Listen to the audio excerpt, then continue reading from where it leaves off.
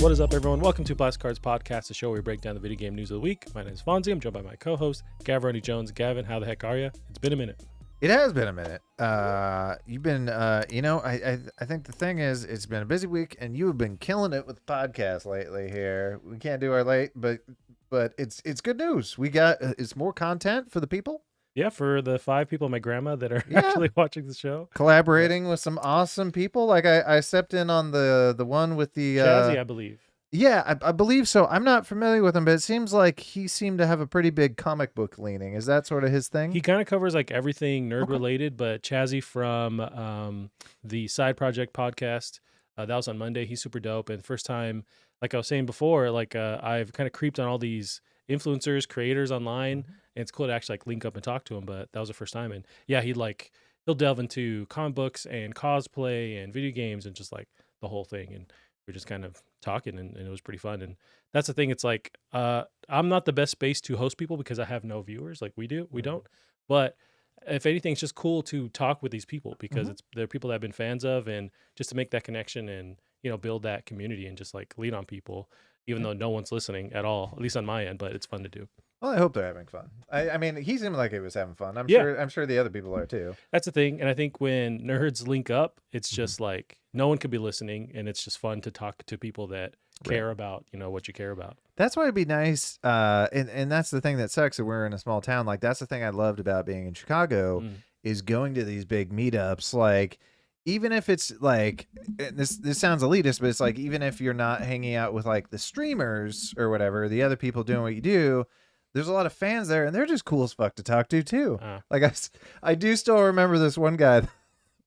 I was waiting. I was there pretty early to the event. There weren't a lot of people there yet. And one guy, a convention or something? Yeah, or no, it was just a meetup. Like they do meetups like like every 2 months or so. It was a lot of fun. And a lot of cool people. And that's the thing too. Like the bigger creators there, they just want to hang the fuck out and chill with people. Because they're people, and that's the thing. But I remember one time I was waiting for my friends to show up, so I started playing a game, and then like this other guy comes up and he starts playing the game, and he's waiting for his friends too, and we talking, and he almost immediately delves into like telling me about his favorite hentai.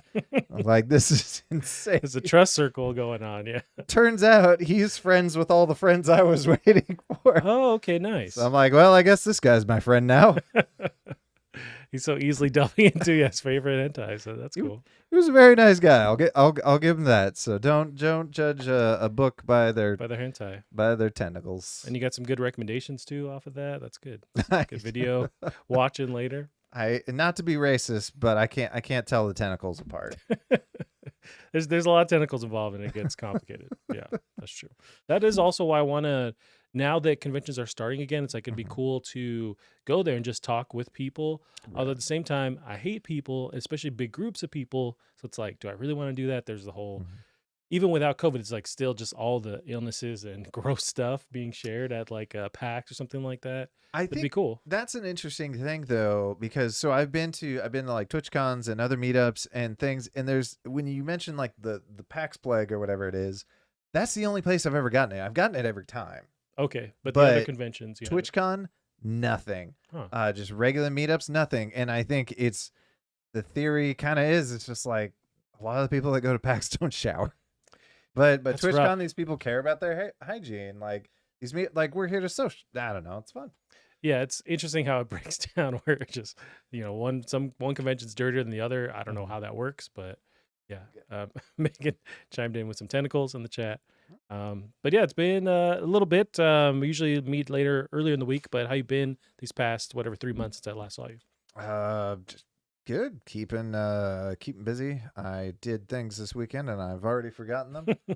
Nothing notable or eventful, right? Well, I was trying to introduce my girlfriend finally bought her 2 dogs to my house. Oh, so trying to introduce my cat Rocky to her 2 dogs. How did Rocky do? Terrified. So he hung out in the back room. I could barely get him to look at the dogs because we put up a kid gate with a cat door. So they were quarantined to the living room for most of the day. And with that door there, they're not going to be able to get through it, but I couldn't get him to come out. So hopefully this week, but he's never seen like the biggest dog he's seen. The only 2 dogs he ever met are a Chihuahua, which is much smaller than your dog Lilu. Gotcha. And then like a terrier. So he's been the same size, if not bigger, than both dogs he's met. So now she has her 200-pound, Right. not 200. I But they're think big dogs. I think he's down to 70 from 100. Okay. Or her. But yeah, they're both pretty big dogs. So it's been Nice. Trying to get them friendly with each other. But also Rocky's Yeah. like a bit older, so maybe he's just more grumpy and like, I've got all the friends I need. Like I got Gavin and I'm all set. He also doesn't learn new tricks, and that's been his problem. Like when he's met other dogs or other cats, he doesn't know how to defend himself. So he just corners himself and cries for help, which is the worst plan. Yeah. He's trying to call 911 somehow. Yeah. But I well, feel you, it's been convenient the few times he's gotten out. Like, and it's terrifying. I feel bad for him, but like one time I just went to the side of the house and he was just huddled up, terrified. I'm like, how long have you been frozen there, you poor thing? But how about you? Been watching anything this weekend? Getting up to any no good? I know. Unfortunately, the cancel got made. concerted. Yeah, that was a bummer. Yeah. And it's still a sore spot because we really want to go to this concert. We've seen this band Under Oath, I don't know, maybe like 10 times. It's like we see them every time they come to town. But it was a good, 2 years since the last time they played. They have a new album. It was a bummer that they, over the past, was like this landslide thing. It wasn't even that snowy. It was just because of the landslide warning. They had crews out there. And we could have gone the other way around, which would have added way more time. So we're just like, you know what? Let's not do it. And then I told you, like, the plan was to go watch Uncharted, and then I drank 2 beers with dinner, and I was very sleepy. And so I had to go to sleep because I'm now 32, and that's just what happens to my body. So I got way too sleepy, and then we took a nap, and then we woke up. Oh, cool, the pass is open. But by that time, it's like already 7 p.m. So it's like maybe we could just jet over there right now and actually see it because they had like 3 or 4 bands playing before them. So it's like we probably could have made it. It was just like I never want to drive to Seattle that quickly, on a whim. So we just had to pass it up, but it was a bummer. But speaking of movies, though, we got Batman coming out this weekend. Do you already have your tickets? Oh, I can't tell you how crunk I am for that movie. Did you see IGN's review? Yeah, that's the first one that caught me off guard. 10 out of 10 was pretty nuts. I expected something like that, but to already come out of the gate 10 out of 10. And then I tried not to pick apart too many reviews, but I did see once they started rolling out, it was a bit more kind of evened out where some places were less positive, some places were still like 10 out of 10. So I'm going in I want to have fun. I want this, gritty, dark. It seems like all the Batmans now, they just get as gritty as possible. Right. Until like the next reboot they do, he's just going to shoot someone in the, in the face in the first like 30 seconds. Like, and just get super hardcore. Well, didn't they kind of do that with Batman v Superman? Or a little bit. He was murdering tons of people with his car. So he was doing, although that's like PG-13, it was very campy, but he was super aggressive. He is killing people, man. I was on Twitter, like I'm on all the time, and somebody was like, oh, my favorite Batman, and it was Ben Affleck. And I thought he was cool. Ben Affleck's a dope Batman, but your favorite Batman seems extreme to me. I heard he made a very good Bruce Wayne. True. And that's 2 sides of the coin you have to play with that character, and I think he's a great Bruce Wayne. He's even a dope Batman. It's just like he's not my favorite one. I would say Val Kilmer. Val Kilmer's dope. I have a sweet spot for Keaton. Yeah. But also like what's his face? The last one, Dark Knight, that series of Batmans. I forget his name, but that actor, I like him too. Christian Bale. Christian Bale. There we go. It is weird having like just rewatched one of the Keaton ones. It's like it's kind of weird how he plays it. There's some times where it's like almost like he smiled, and they're like, "Oh, we're at a film. We can't redo the take, so we're going with your creepy smile." Yeah. So. But I can't tell you how excited I am. I have tickets for Friday night. Nice. I'm gonna go see it. Cannot wait. And then I can start to watch some of the like reviews and takes on it. And I'm super stoked for that. My buddy Gabe at Wannabe Critic has already like a review posted up. Some people have been able to see the movie this week, like starting like Wednesday. So I'm excited to see what people think of it. And just, although I did, I texted him. I was like, just don't tell me anything, but is there an end credit scene? Because I don't have to wait having to pee for like after, because it's a 3-hour movie too. And he said, yeah, I forgot about that. It's a lengthy one, but he said, luckily there's like some kind of very short thing at the end that's not worth sitting for. So I'm like, oh, bet I'm going to leave like a normal person at the end of a movie now, which is actually fun to do because I'm so used to like Marvels. It's like, you got to stay. What are you going to see at the end? Right. And then cut to me, like when the movie's actually playing, that's when I decide to Google, is there an end credit scene? And the connection is always so crappy in a movie theater. It's like, I can never get it to load. So it's like we just have to sit here through these credits to actually see what's going to happen. I feel like that's been a thing though, where usually the end credit scene makes its way onto YouTube fairly quickly. At least the breakdown of like is what's at the end, that kind of thing. Yeah. So we have Suede Sparrow in the chat throwing some shade properly at Gavin, saying, "Has Gavin watched Spider-Man, or do we need to jump him in public?" Probably jump me in public. Commence the jumping. Yes. Bring your your blankets full of soap or batteries, whatever you need to do, because you need to get beaten in the streets. I saw it was available on, I think I can just rent it on Amazon now, so maybe that's how I do it. The newest one, not yet. I know it's coming. It's a weird thing where they made a deal with Stars. Stars spent all their money to get it there first. Everything I've been trying to watch lately. They stole all the other movies. Okay. So I don't have I need to get for Stars. that, This is again, everyone needs to trade. Everyone needs to pay for one account, then we all share them. Exactly. So we need somebody with Paramount. Actually, I think Lily's brother has Paramount Plus. I may steal it from him. I want to watch Halo, so I'm gonna need to get on that too. Or we watch. buy it, I guess. They have South Park now, and the South Park guys are having a bunch of fun on there. They've got some other stuff. Peacock has some good stuff, and that makes me mad. I jumped into that app because then they moved all the Office stuff over there a couple months ago, maybe a year ago now. It's just the most terrible app to use. It's so slow. Is it the Epic Store of apps? Yeah, for sure. It's just so annoying where it's like it turned me off. It's like I want to watch The Office because that's what we always do to put on, but I can't anymore because this app is garbage. But then we just go, 30 Rock is on Netflix, watching 30 Rock forever. Although now our go-to is, yes, 100%. Now our go-to is Seinfeld, which I think is absolutely up there with 30 Rock, where it's just, and I haven't watched these since I was a kid, so there's so many episodes that I missed that I didn't get, and it's fun to watch, man. Well, and as a kid, did you even get all the adult jokes? No, and it was like, I could tell it was funny, but it just wasn't for me as a kid. But now as an adult, a lot of the stuff is timeless, still works. But we're getting towards the very end, so it's finally like coming to a close. Right. But man, having a blast watching Seinfeld, I can't tell you. So I'm not watching anything else. It's just like Seinfeld. I know you keep telling me about the shows. Or hey man, Peacemaker. it's great. Also, there's a bit. Wait, I'm sorry, you started Peacemaker. Well, I mentioned that you keep telling me to watch Peacemaker, but I just can't stop watching Seinfeld. Eventually, we'll end though. Yeah, the one I started watching just 2 days ago. It's got its hooks in me. I can't even tell if it's good or not, or if it's just catered to me. But if you can pull up a trailer, have you looked at the Guardians of Justice? No, you're telling me about this. I've never heard of it, so I don't know. It dropped out of nowhere. I had not heard about it at all. Megan also says Stars has all the hentai for you, Gavin. So. Ooh, there we go. That's not on Skinamax. Does that still exist? I have to assume. Well, maybe not. Did it go under after like porn was freely available on the internet? Yeah, you'd think, but somehow I guess they're still tricking people into buying. They are watching for the plot. That's why they're watching. Some of those plots are actually little did we know. So this is the trailer here. So this is very similar to the way I kind of compared it to you was it's very mixed media, but sort of like Watchmen meets The Boys? Kung Fury. Kung Fury, interesting. Yeah. So like You got kind a guy from of Stargate? retro. That's God of War right there. Was that him? Yeah, he's the new God of War. Oh, you're fucking right. Yeah. Forget his name. He's a great dude. He is very swole in this. Like you see him just walking. He stays swole. Like it's nuts. Well, he wasn't that like back in the day when he was on Stargate. He wasn't this giant like chiseled out of a fucking rock. But yeah, it's like cheesy. Like you can tell they spent a bunch of money to make it look low budget, and then they have all these animations, whether it be traditional or. But then they'll go into like CG stuff at the same time. Yeah. And it's got a fun plot, and it's all like everything is a reference to Justice League, like slightly parodying basically. I like the style a lot. Yeah, right. So, how come no one's talking about this? I don't know. It's I thought not it was even like your fanfic or something, like you made this up, but it's a real thing. No. Even claymation. Wow. Yeah. Right. It's got style out the wing. You got Nazis dying, or Ku Klux Klan rather. Yep.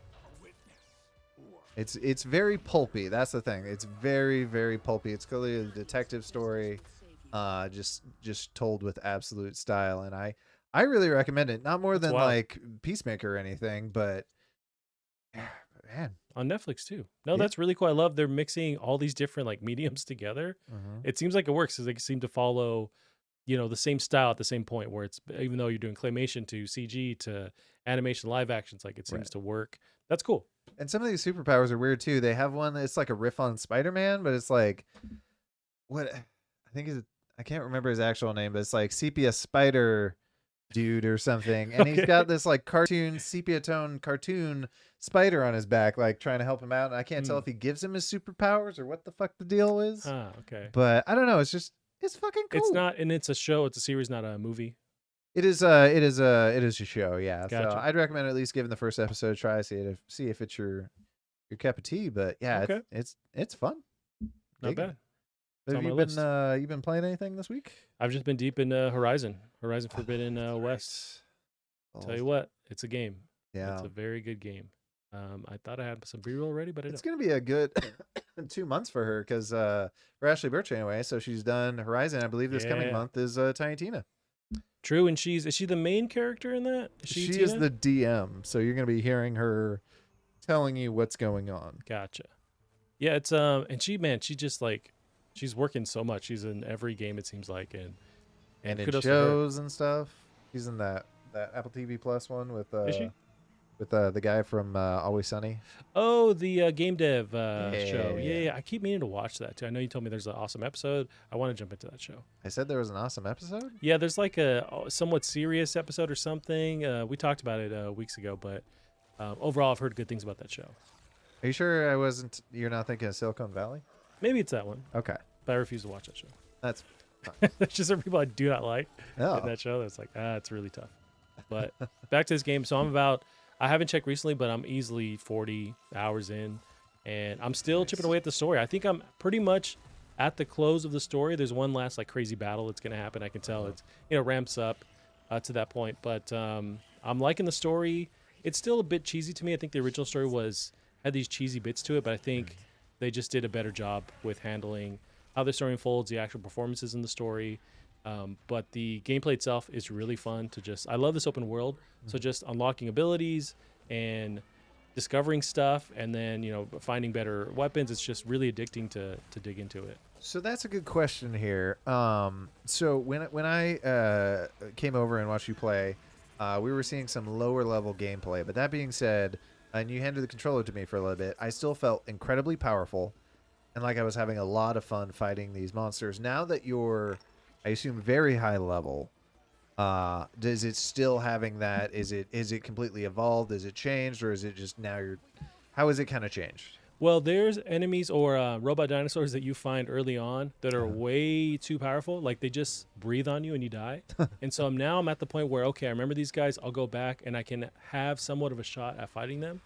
So they do a really good job of, there's these kind of smaller robot dinosaurs that you find that are just approachable but still tough. And then as you get towards you always know like where these really like mega level enemies are, right. You can then actually, you have the better equipment to go and tackle them. And when you do take them down, it feels really good. I imagine that's what feels like that's what Elden Ring feels like. That's what I was thinking. Yeah, but this is my Elden Ring where it's like this is the right level of difficulty. I haven't so if we were to freeze frame here, the underwater is gorgeous. This whole game is incredibly gorgeous. Jaw dropper, especially on your 4K TV, which is as big as this room. Good God. Yeah.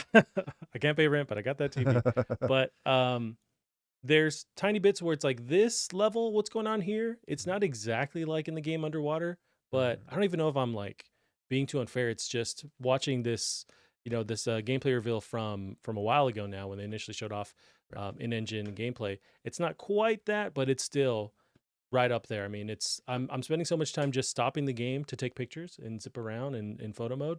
It's really fun. It's just it blows my mind how incredibly gorgeous the game looks, but like the character models, they just look that way all the time. Like there's no like here's the cutscene level and here's the regular. It's like they always look like that. And it's insane. So it's hard to split the conversation of the graphics away from the conversation, but it's like a full-blown this is what you show off when you have someone over to try the PS5. I mean, I think it's one where it's best not to tear them away because it's an important thing. I don't know. It's part of the art style and they have a good art style too. Like this is what next gen looks like right here. I feel it. Or current gen. This is incredible.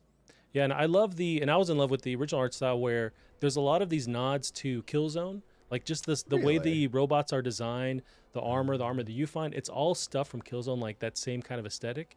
And they use that in Horizon with the original and the sequel. But I just love those. I don't know if they're callbacks, but it's just like them creating their style that still works in this game. I would be curious if part of it is like, so the whatchamacallits in Killzone were kind of designed after Nazis, obviously, Mm.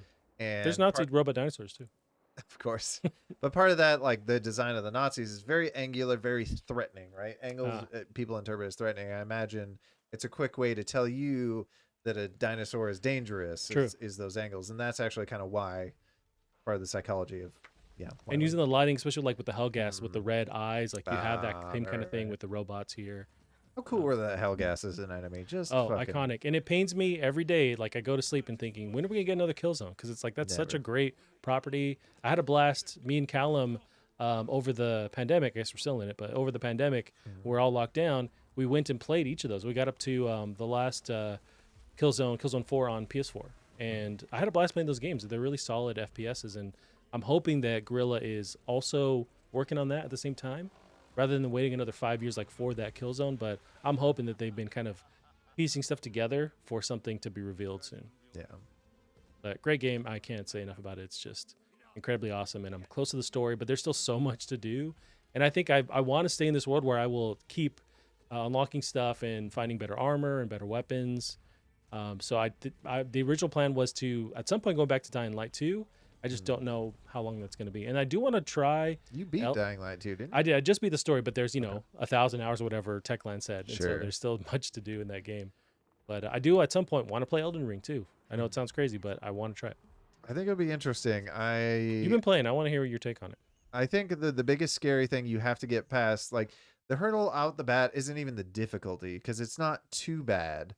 And once I got used to, it took a lot of getting used to some of these mechanics that I've seen. I've watched, thousands of hours, well, probably hundreds of hours of streamers playing, the Dark Soulsborne games, right? Like, especially like the guy that does the no-hit runs. So Those are insane, by the way. I know these mechanics, but trying to teach myself to do these mechanics is hard. And then there are other mechanics that I just didn't understand. Also, right now, this person riding the horse, I remember reading reviews and they said this is probably the best feeling like horse to ride in a game. 100% true. But I think the bar is so, I've heard the horse in Red Dead is pretty good. But I've never played a game where a horse is fun to ride. Like the thing that comes to my mind is Epona from Ocarina of Time, and that was just garbage. And that was a while ago. I am really tempted to fight this dragon, by the way. I know where he is. Good luck. Somebody has warned me, and I'm like, I don't see how I could do that. I don't know if I'll actually be able to beat him. Well, it seems like from the little that I gather or understand of the Souls games, you can level up, you can upgrade, that kind of thing. But also, it seems like you can tackle any boss if you can master their timing, their technique. So I guess in theory you could tackle this guy, but everything has to be fine tuned where it's like there's no mistakes. Right. And that's the other thing that's tricky too that I'm learning is I can never really tell if I'm under leveled or I just need to get good. And that was a big challenge I've only beaten one boss so far. They're like mini bosses I've taken on, and the mini bosses are honestly like a ton of fun because they're very optional, but like you keep dying to them. Like you build up a rivalry with this fucker. And like the first boss, there's this summon Roger that I could always summon Roger to fight with me. And so I had this bond with Roger. Me and Roger are going to try and take off, I forget his name. So it's a lot of fun. I think you get used to the dying. I thought I'd be frustrated by it. In my head, I was like, oh, I lose all my shit. But no, you just lose your souls. And especially if you'll make them back. Yeah. It really doesn't fucking matter. You will make them back. Or if you don't have any souls, what I've been doing is I've been going off exploring. Like that's a super high level area. I'm going to sprint through as far as I can and try and get to the tower so I can open up the map. So that's been, or the other thing I've seen streamers do that I was getting used to with big enemies, if you roll away from their attacks, you're not going to be able to get in there to do damage before they start attacking again. Oh, okay. So now I need to roll into their attacks, which is terrifying. Right. But that's how you deal the damage. But there's the parlay or Perrier, whatever it is that I don't even fuck with it, because that also will keep you close to them. But then it's crucial the timing with that, right? Right. I think it allows you to stun them, but I'm never going to be able to do it. Now, Suede Sparrow in the chat brings up says, "Excuse me, you've heard Red Dead's horse is good, Gavin. So you haven't played either Red Dead 1 or Red Dead 2, right?" I played probably like 6 hours of Red Dead 1. Okay, that gives you some leeway. But I mean, Red Dead 2 was hard to avoid, but I mean, it's on PC too. You just didn't have a a big urge to play it, but Right. And I didn't have a PC that could play it for most of its lifetime. that's true. You got the 3080 recently, yeah. Right. I want to bring it back to, I was talking with a coworker about Elden Ring. Uh-huh. She's super into it, and she mentioned there's this horse boss early on. Right That out the fucking gate. Yeah, and it kicked her ass multiple times, but she was like, I'm not going to level up. I'm just going to finish this guy. And she eventually did. But she mentioned how, Wow, that is such a bad call. well, she did it, but she Good for mentioned how her. she's played all the Souls games, loves them. Uh-huh. But this one kind of took her for a loop where the timing is somewhat different, or at least with this horse guy. So she was used to the same kind of mechanic of like this roll dodge kind of thing. But this horse dude would do something different to kind of change it up. And I wonder if, since you played some of the games, is that I've played none of them. Oh, gotcha, This is gotcha. my Okay. first one. Well, she was experiencing where they changed it enough where it feels new to her because she can't just rely on the same kind of tactics with these other Souls games. I'd be curious. I also hear I was listening to like there's 1,010 things you don't know about this game, like Oh, I right out the imagine. gate. And some of them I've been pissed when I listen to them. I'm like, are you fucking kidding me? How was I supposed to find that out? Like, how to summon other players? And this is the game that doesn't tell you anything. No, absolutely not. You can miss everything. So I was super pissed with how to summon other players. That would have been super handy for the first boss. And when I found you had to go back to the first camp you see, and you have to be there at night where this one NPC shows up and talk to her, which I was never going to go back to that fucking camp. I have no reason. And how are you going to know that? Yeah. So I might not even look in the direction that she's sitting. Interesting. I wanted to bring up the Metacritic. So that was the first thing to blow up on, was it Monday, Tuesday when the review embargo lifted. So 97 is incredibly strong. It's like already one of the highest rated games ever, especially this year easily. So then the conversation is, what's going to top this? It's already at the first 3 months of 2022. Yeah. You get a game like this. Yeah, it's pretty incredible. There was some drama on Twitter of... Oh, the day one patch? Not the day one patch necessarily, but it was reviewers getting the game, giving it such high scores, but then some of the big outlets were saying that we didn't get to finish the game. There's just so much to do. Right. So we're giving it the score from what we've played easily, 50, 100 hours, but there's just so much more to do. And there was, they kind of got some heat from just, trolls, whatever, people online saying like, how dare you not finish a game, but give it a review score. Do you have a take on that? Do you care that some reviewers don't finish the game?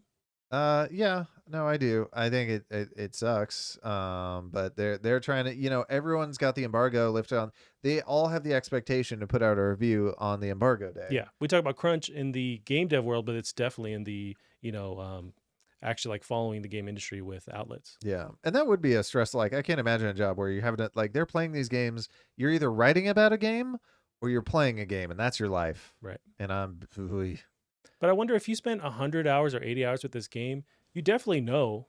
Yeah. You can develop a vibe and write about it to the point where you can recommend it, not recommend it, unless the game totally shits the bed at the very end and there's some kind of game-breaking bug, which is legitimate if you didn't know that, and then you're recommending it and people are going to experience that when they play it. But sword looks fucking awesome, by the way. How do you feel about... so big? You were texting me about because I'm playing Horizon, you're playing Elden Ring. There's a graphical,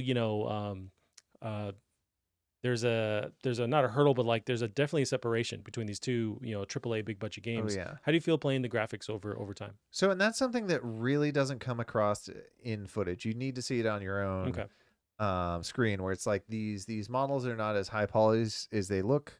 The textures aren't as high res. See that. Have that. Summoning those ghosts. Yeah, buddies? I need to finish the quest so I can fucking do that.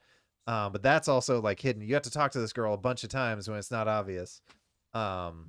Anyway, yeah, it's not the same spring chicken that Horizon by any stretch of the imagination. But I think it also plays on last gen, but also so is Horizon. But True. The thing is, like, these vistas, even the clouds, like the cloud tech in this is so good looking. And man, it's just the style in this is amazing.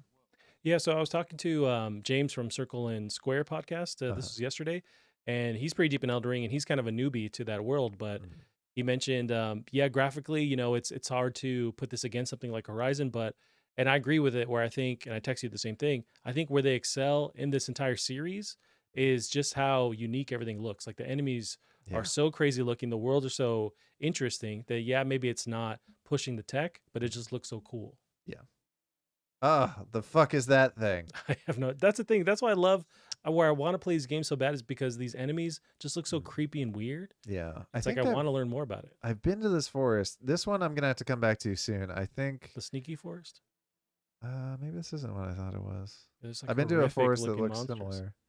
Yeah, I've seen the forest I'm in. They have these bears that are like on all fours. They're like 2 stories tall, and then when they stand up, they're like 4, Oh 5. God. They are. I've tried to fight a couple. Oh, so the Is that the horse horse knight, guy? no, it's a little smaller than that. And it has a sword and a circular shield. It's a big Mm. fucking shield. But the tip I heard online with that one is like, really, you shouldn't be taking it on foot. You should be taking it on the horse. Oh, okay. And with the shield, you need to be circling around the other way of the shield, so Gotcha. that the fact that your coworker beat that probably on foot is insanity. Yeah, Oh, it seems also like she the plays all of spells in them. this game are nuts. That looks When cool. the summon that Rajir dude, as I'm like fighting this guy with my fucking samurai sword, like he's just whipping out crazy spells. I'm like, next playthrough, being a fucking wizard, because this bullshit is just nuts. Now, James also brought up, I think, the approachability of this game, especially since he's a newbie as well, is the fact that when you do get frustrated, you can leave because of the open world. Yep.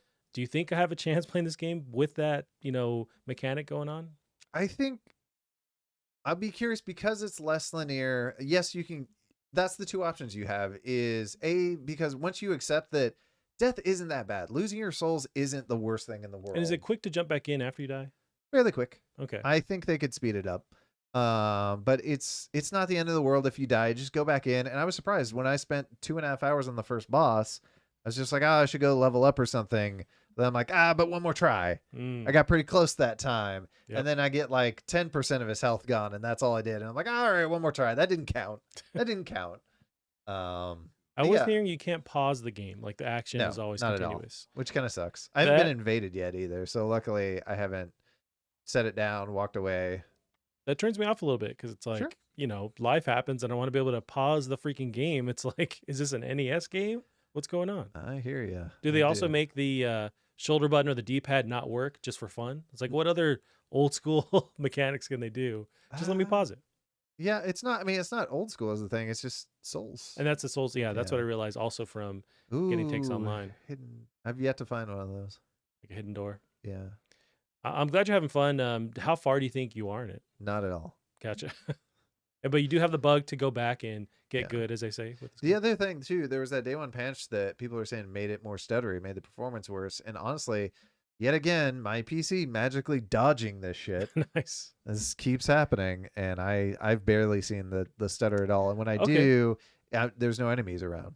So I've heard that with on certain consoles like PS4, or no, I think it was even the PS5. People were saying that play the PS4 version if you have the PS5. But for sure on PC, I've seen that same stuff online with even like 3080s, 3090s. People are still experiencing stutters, but it seems like you dodge that, which is it's variable, like it kind of hit or miss with some people. It's definitely a hard drive thing. So I'm sure having an M.2 helps. Clearly, it is not the final fix. It doesn't stop it all the way. They got to optimize it. Yeah. I wonder if with that engine, whatever, I'm not familiar with the engine they use, but maybe it's at its point where it's hard to push the graphical, ability with this game, but they excel with like you have that same timing and you that comfortability with the controls. I wonder if that's why they stick with this engine. This is where I'm at right now. That castle. Look at that sky though. Like if you look around at, like, I remember looking at the sky and it's just fucking gorgeous. And this castle is currently kicking my fucking teeth in. See, I mean, for all the shit talking about the graphics, this looks pretty nuts. Right. I wouldn't be mad at least looking at this game. I don't think I can play it, but at least I can look at it. Yeah. Nice. Well, I'm glad you're playing it. Interested to see maybe a week from now how you feel playing it. Gonna fucking hate it. Yeah, sure. I'm sure you will. I want none of the smoke the Elden Ring offers, but it is nice to see the different characters. Like they seem to look like they play very differently, and that really gets me jazzed to do a second playthrough. Nice. Well, we were talking about Steam. We can transition into last week. Last week we got a bunch of info about the Steam Deck. The review embargo lifted, so a bunch of outlets actually could go live with their thoughts on it. And his tech tips can be super clickbaity with his. Yeah, a little bit. Yeah, as Yeah. he was he was one of the first people to actually go to Valve and like play it Oh, was he? within their confines. But I thought this was cool. They had Gabe Newell delivering Steam Decks to people in Seattle.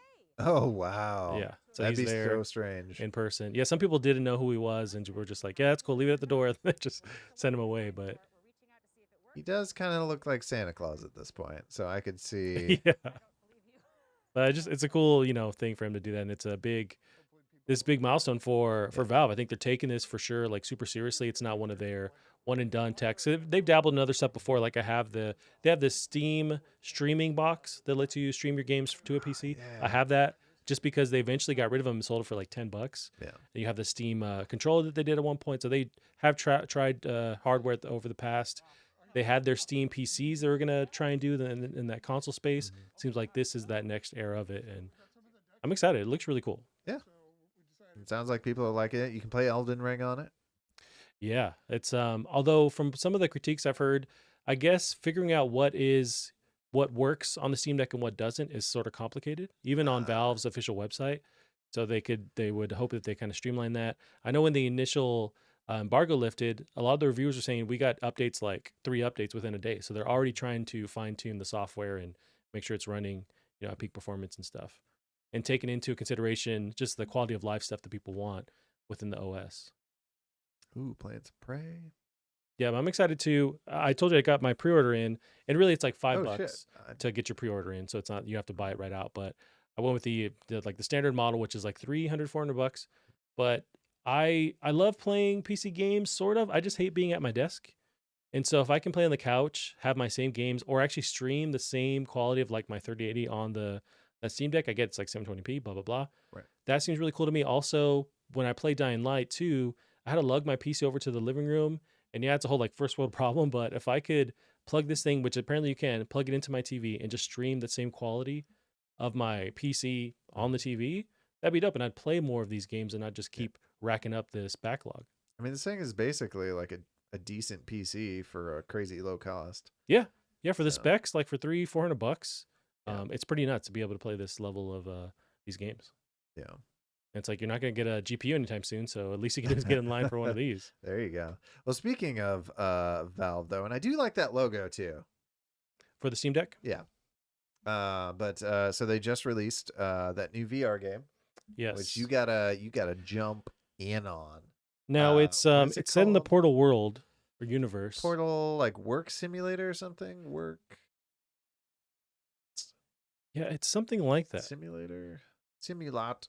Well, I'm butchering the so Portal Job Simulator. Sure, Job Simulator could be right. Come on, what? Portal Job Virtual Reality? Simulator in Portal. Yeah, it was Job Simulator. Oh, okay. So it's that same like brand, just with the Portal stuff. Oh wait, is Job Simulator? Because that's another game. Oh, never mind. Why do you apps because everything I'm yelling at everything that I right. Valve's launching a new game set in the what the fuck is it called? You now play Valve's free 30-minute Portal spinoff. What are you called? Here we go. We're getting close. Aperture Desk Job. Thank you, God. Nice. Although at 30 minutes, that's so short that like this 30-second trailer is only.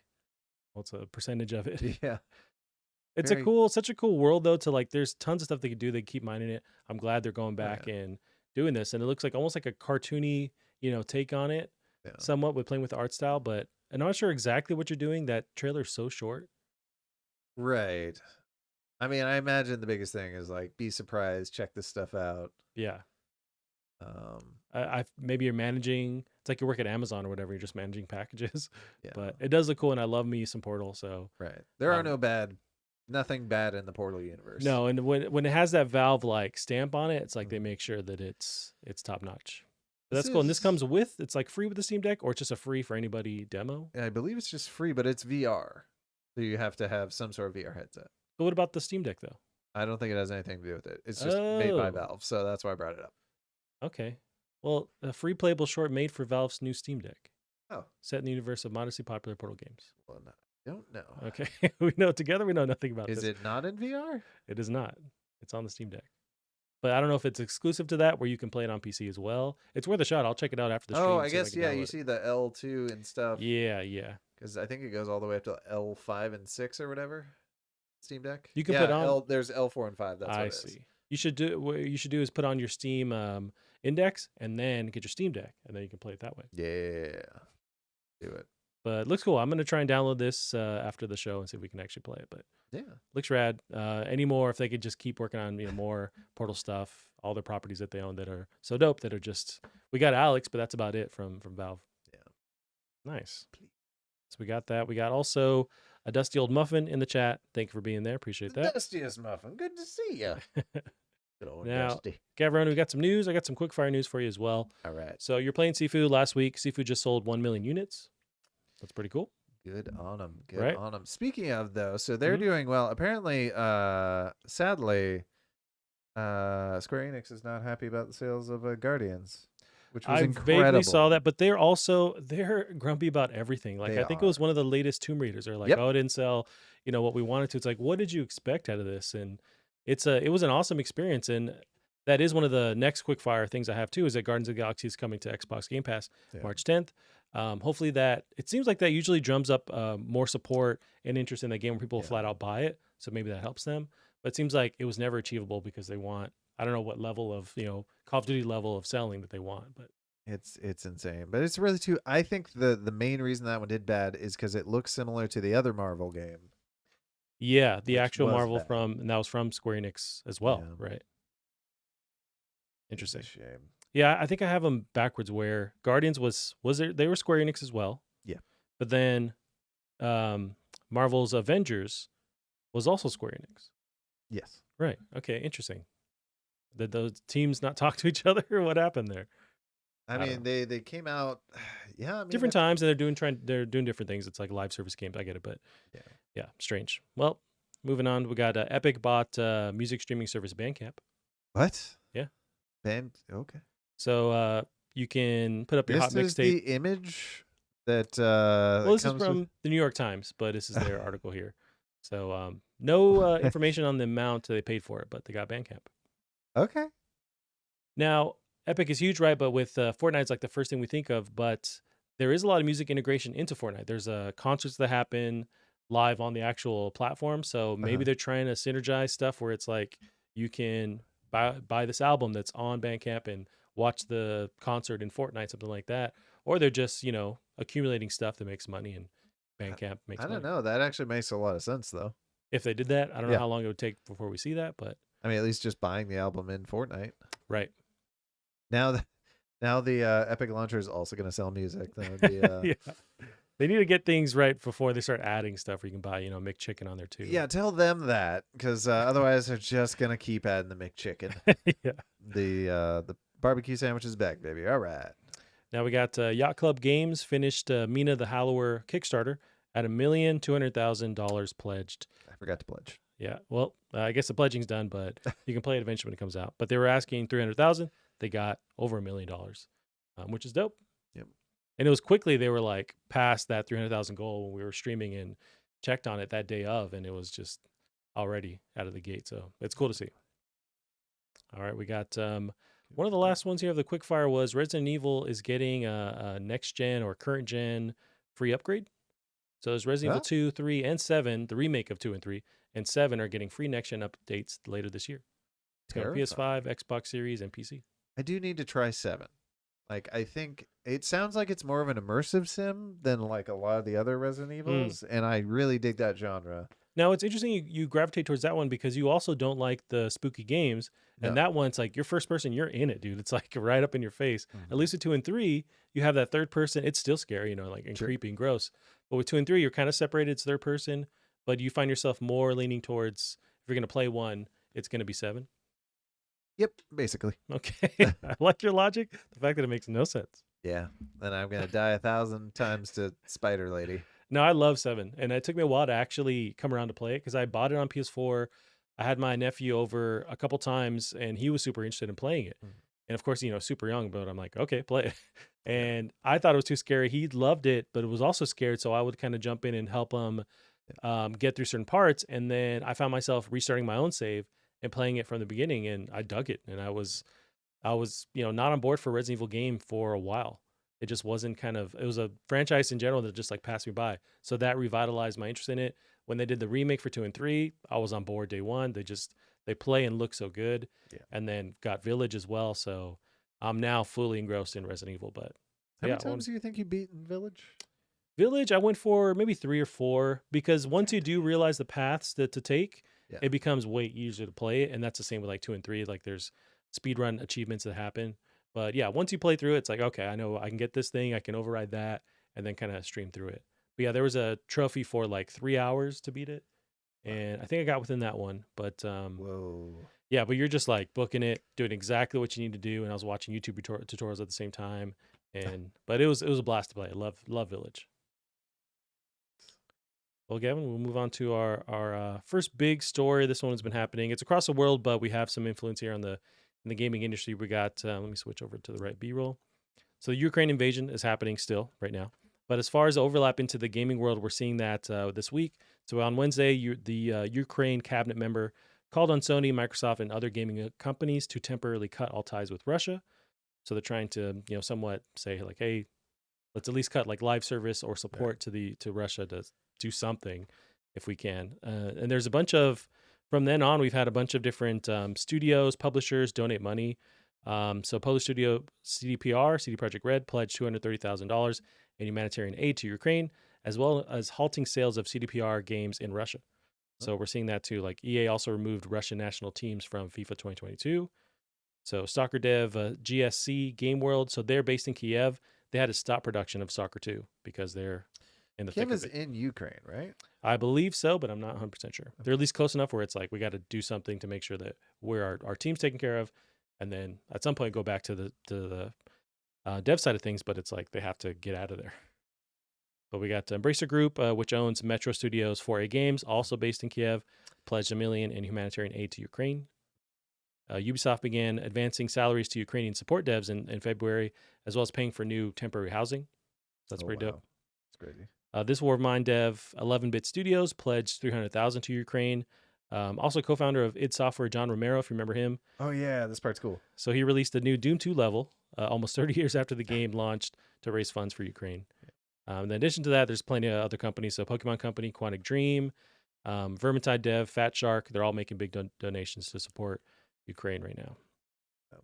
But it's big. And then, so that's cool. But then there's devs that are in the thick of it where it's like they have to leave. So it's just, it's nuts. And I keep reading every day about it because it's like there's rippling effects where it's, we're not there. And it's horrible for the people that are there. But then there's also the idea of like nukes and how does America come into play? Right. And it's just a shit show. It's like, what do you do about it? It is gotten back to, with COVID, when that started happening, I wasn't obsessing over it as much as I think a lot of people were. I mean, eventually like the nonstop doom scrolling and stuff started, but I don't know, I was able to distract myself, I guess, with politics. That kind of helped. Another fun topic year. Yeah, I know. Also, but this one, like, I can't look away. I think it's partially because it's like the good guys, the Ukrainians, are like kind of like, don't get me wrong, they're being devastated, but they're also like kind of holding their own. Yeah. So it wasn't a cakewalk like I think Russia initially thought. Yeah. Although anyway, not to get too much into that, but yeah, I literally can't peel myself away from this one. I don't know what you do about it, man. And it's like, you can donate and stuff. I just worry about the future and what it means for everyone. Yeah. But there's a bunch of memes that I've seen recently, but me and Megan were talking about it where it's like, it's just so weird now. And I wonder if if we have years later, that we'll have a way to like break down what we experience. But going online and like I'm on Twitter all the time, I'll get, oh, this funny meme about something else. Oh, this game was delayed. Oh, this cool like cooking hack, Ukraine stuff. And then like moving on, like, oh, here's a cool TikTok dance. Someone's a hotel got bombed. And then like it's just all mushed together. Yeah. And it's like, how do you really process that? And we're just living in it, so we don't know. But I wonder if years later we'll be able to like break down. It's like, oh, we're all just fucked up because of that. It's a little bit. It's just thing after thing that just happens, and I don't know, man. Something I thought was interesting, though, I saw this clip shortly before I got here. There was like, I guess the guys from the Ukraine walking into the meeting, the newest meeting with the Russians to negotiate peace. It's like the Russians are all in suits, and these guys look like they just walked off the fucking battlefield, just like scrubby ass green clothes. It's like, all right, they didn't even look like they wanted to shake hands. They were just ready to sit down. I think the show that's like, hey, this is something we're battling. It's like, yeah, whoever we're meeting with can hang out in some kind of building isolated, but it's like we're in the shit, protecting our country, our home, and so yeah, just I don't know what you do about it, man. It sucks. It sucks, but hopefully it gets better. I don't know if it will. But moving on, we got the next one here about Housemarque, so the makers of Returnal. So it's from IGN. Housemarque's next game won't be a Returnal sequel. Oh. So Housemarque's next game won't be a Returnal sequel, according to comments from studio managing director. It's going to be that Battle Royale game they wanted to the make. one we always wanted. So director Lauri Kutunen in a recent VentureBeat interview stating, it's early days with us starting a new game, a new IP, concepting it out. We'll see what comes out with that. So it's possible that, and Housemarque isn't a big studio, so they were bought by PlayStation in June 2021. But I wonder if they have enough people on board to like split the dev cycle to work on the next Returnal, you work on this new IP, or it's like, hey, we're just shifting to new IP. I would guess no, but I think they're small. Yeah, but you never know. There's some pretty small studios that have done that as well. So true. Fuck if I know. Look at Hello Games. They were doing No Man's Sky updates constantly and still put out that little game. So maybe it's something like that, but Returnal's still there. Right. I don't know. At the end of the day, I haven't looked up how, just sales wise, how Returnal did, if it was enough to justify them going to it, but it seemed like it was successful. I think part of the thing is once you've been bought by a console developer, your goal in life is to sell consoles. It is not to sell your game. It is to sell that console. That's true. So that's the huge advantage you get by being that's true. Party or whatever. Yeah, it's interesting. And they worked on, Returnal was great for PS5. And so maybe they want them to shift towards something that also, shows what the PS5 can do, some kind of exclusive. So Dusty Old Muffin says, No Man's Sky is fairly large, though, no? Yeah, it is. They are now, for sure. I was thinking like the actual game itself, but yeah, actual studio, I don't know. So if you're saying they're pretty large now? Well, they were tiny because the game they made before was like fucking old man motorcycle jumper dude. I know exactly what you're talking about. I forget the name of it. Yeah, I'm sure it's that like was Cletus made jumps with, over the moon. Like Joe Danger, I believe. I think you're right. Yeah, and it was fun. Don't get me wrong. That was. I think I played that when I put the knife through my hand. I was like, I need to find a game that I can play one handed, and I believe with the buttons you can play it with just one hand. So that got me through. But yeah, so to go from that, and I'm sure they scaled up a little bit, but now I think the same thing happened to Rare when Sea of Thieves was just a outrageous success and they didn't have the staff. Yeah, they need to, get all hands on deck and scale up. Yeah. It's interesting. And I didn't, I wanted to like Returnal. I was too dumb, couldn't play it, but I'm still like super big fan of Housemarque and everything they do. So I'm excited to see whatever they make. I feel like the same way I love Remedy, where they have their kind of style of stuff with everything they do, I feel like the next entry is still going to have something that looks like Housemarque. I still find it hilarious that people shorten their name to Housemarque when we're saving ourselves a whole syllable. Housemarque? Yeah. It just feels... But so many people call it that. It's like, what? Okay. Feels right. It feels special to me to call it a Housemarque. Now we got the next one here, some scuttlebutt here from Giant Bomb's Jeff Grubb. So he's been leaking a bunch of stuff ahead of time. He's been doing that for a while now, so it's great to follow him on Twitter. But he does his Giant Bomb podcast. Well, he spills the beans even more on there. So he's revealing possible pricing tier to Sony's upcoming Game Pass rival. So this is their PlayStation's response to Game Pass. It's been rumored for a while. I think the current code name for it is Spartacus, but there's a 3-tiered system. So they're going to offer the base level PlayStation Essential is what this article is calling it, which is basically like PlayStation Plus that you pay for the ability to play games online, and then you get three free games every month. So that's kind of like the base level what you already pay right now for PlayStation Plus. Then going up from that, that's $10. Then it go up to $13 for PS Extra, which is what they're naming it. The mid tier, you'd get the monthly games. You'd also get the game catalog. So of whether it's PS4, PS5 game, some kind of lengthy game catalog. But then that's it. So moving on to the $16 highest tier, you get the monthly games, the game catalog. You also get the ability to stream games, which is what PS Now does. So it'd be wrapped up into that service.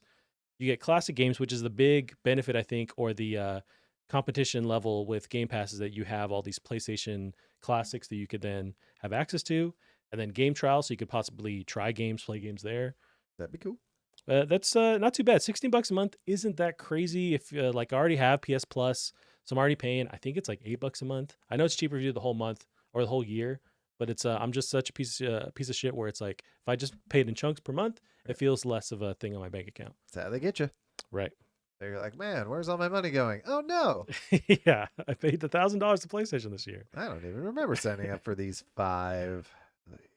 Yeah, but it's interesting. We still have yet to get concurrent or concrete info from Sony, but it seems like it's all leaning towards a very imminent release for this information. But they got to do something. They're doing it. It seems like.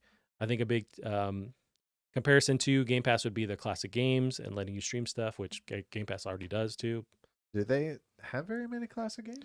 Well, I mean, all the PlayStation 1, 2, 3, you have, on Xbox. Well, they do have a pretty large catalog. You can play Xbox games there, Xbox 360 games. I don't delve too much into them, but they're there. Okay. I figured you needed the disc. I only can see what I can see on PC, and they don't have a lot of the same stuff. Yeah, on console, you get just different experiences or different games available. Now, they have, that's something that I don't know if PlayStation's going to pursue, and I doubt it. But Xbox does have that ability where if you have the disc, they will actually support it. You can play the game there. Right. I'm getting the vibe that it's just going to be like you can download these classic games. You're not going to be playing them one for one. But a Dusty Muffin says, I think now it's $10 for a game catalog. I played Red Dead Redemption, but Xbox Game Pass is like $13. Hard to beat games on Xbox and PC. That's another big leverage that Game Pass has, that it works on PC and the saves work too. Like that's how I played Infinite and Forza Horizon. Playing on my PC, I jump over to my couch, the same save files transfers over. It's Whether great. You're playing in the cloud. Like, yeah, you can do it on your phone if you want. It's so easy. And the other thing that it's got going for it too, that I was not expecting, is the Game Pass app doesn't really suck. Yeah. It's not bad. It's pretty simple, easy to use, and not bricking or crashing all the time or anything like that. Right. Yeah. It's got a search functionality. Yeah. Took Epic how long? Categories. It's funny where that's a thing that shouldn't be like stock in a new app, but yeah, with Epic it took them a while to get that. Did they eventually? I think they eventually got that. They got search. I don't know if they have categories yet, but that was the thing. Like, it's fun searching through because they do change games out, so sometimes you pop in and you're surprised what they may have in there. So it's interesting, but I think we're close to some kind of reveal of what that information is. Yeah.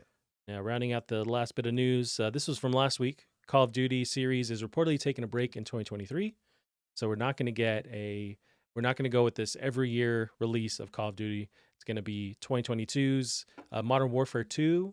We're going to get this holiday season, and then they're going to take a break and then move on to the next one. How do you feel about them finally, not releasing every year? I think it's good. Very good. The only thing I think that sucks a little bit is I know when they do these releases, they do a lot of these marathons, and these marathons, they donate a shit ton of money to charities for like veterans and stuff like that. So unfortunately, it means a little less money for them. You could do stuff like that because the one thing that's going to be the through line is their the open world. I'm blanking on the name now. Warzone. Jesus. Yeah. That's going to continue as it has, and so you could do events there to kind of raise money still if they wanted to pursue that, right? And hopefully they do. But yeah, you could do that because that's going to continue on. Drop DLC and new stuff there that they could then use to, raise funds. So it could be done. Yeah, but yeah, glad they're getting. Well, they're probably not even getting a rest. It's just they blew all their developers on one game. Yeah. So, I don't know. Make a Roblox style. I don't know. How do you feel about this? You play these games. I haven't played a Call of Duty. I do play them, but I'm not as religious, I guess, as I was in the past. They just kind of blend together and not very unique as time goes on.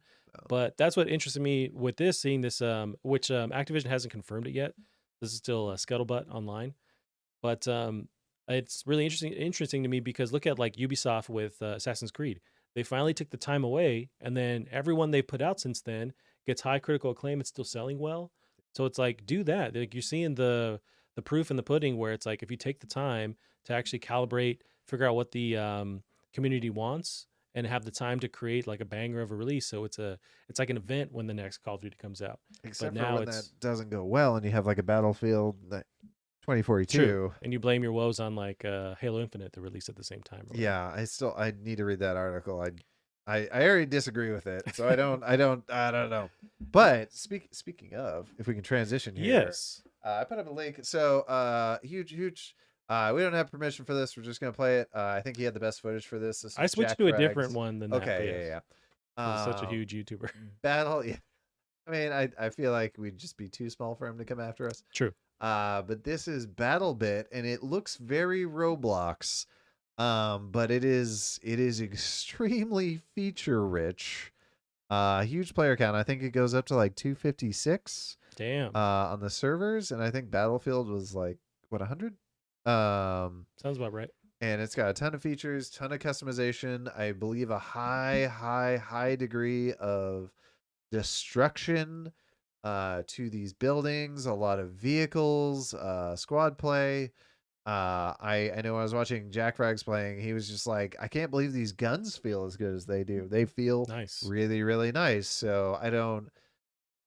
Is this going to be the Battlefield killer? This Roblox looking motherfucker? Now, is this you can pay for it now? Is it a early access or a free to play kind of thing? I don't know. We should look that up real quick. Yeah. But I would assume early access. I would be surprised at free to play, but that being said, with like these are full servers, so maybe not. It might be free. Looks like you can request access to a playtest right now. I got but it's an early access game. Can have 12-year-olds scream in my eardrums. Yeah, and I'm looking at the like recommended specs for PC on Steam, and it's like dirt level. Like the highest, the recommended specs for like a graphics card is a GTX 600. So it's like anything looks like can play this. 600. Wow, that's awesome. This game looks really cool. Yeah, like despite the simplified art style, like it looks intense. Right.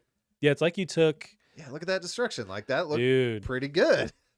And that's what people wanted for so long. For EA to go back to what's that series you love? Bad Company. Bad Company, with destructibility. So and then you have it's like a de-resed Warzone or Battlefield. But it's like everything's there still. Like you have your lean with the guns. It seems like you still have a lean, it has mantling. Yep.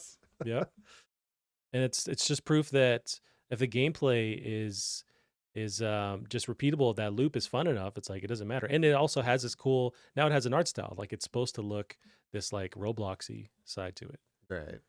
It looks pretty cool. I'm gonna try this. It'd be really interesting if this became like the new hotness on like Twitch. Oh, for sure. And I think they could increase the quality of the art style without like increasing the requirements too crazy. Well, there's a bug. Did he get killed on an ATV or he just died? It looked like his ATV clipped into the ATV next to him, and then the collision resolution, I see. Well, what do you want, man? Early access? Come on. You're going to die a couple times. But yeah, this looks fun. This is dope. I have Dusty Old Muffin in the chat saying, Bad Company 1 was the best first-person shooter ever. I played that nonstop for years. I know you love yourself some Bad Company. Would you say best first-person shooter over Bad Company 2? Did they improve much on 2 versus 1? Because I didn't play either. It was like a slight improvement to everything. The one area where it's tough to compare is like the campaign, because the campaign for 1 was like the gameplay wasn't as fun as the campaign in 2. But I kind of like the story better because you're not good guys. You basically desert. Like you're being sent back, and it's just like, all right, well, what if we take a detour on our way to getting sent back to America and go steal all this gold? So you're kind of just thieves. And it's neat, and I like the fact that they start off like they don't even give you a name because they expect you to die, so they just call you New Guy. And as the time goes on, they change your nickname until eventually they just call you by your name. And like it was nice. It was a nice touch. Like you earn it. And yeah, you like all the guys. Number 2, it had a more serious plot line, which I wish wasn't true, but it was a blast, and the multiplayer was amazing. So Old Muffin says the story was better in 1, multiplayer was better in 2, personally. Yeah, 100% agree. Gotcha. Although I do love the fucking, what was the shotgun? There's a bullpup shotgun that you just snipe people with it. Really? From a mile away. Doesn't matter. It was never nerfed or whatever? Like they didn't adjust over time? Nice. I feel like that was back in the day where it cost companies like $100,000 to release a patch. So like if you released a patch. Yeah. It's like Nintendo having you send your like cartridge to Best Buy, whatever, for an update. It's like they're just God. I forget what game that was with. Yeah. Nice, Kevin. Well, we are at the end of the news for the week. We could end the stream playing some of that Switch game if you want. How do you feel? Yeah, if you have a little bit of time. Yeah. I do have to head out to work here in just a little bit, but Which we is just play a insane little bit. It's 8 p.m. But yes, I know. So I'm gonna do that's updates for you. Gotcha. Well, we'll do the end here, and then just so I can compile it for YouTube. Yeah. But that's it for us this week. We'll see you guys next week. Bye bye.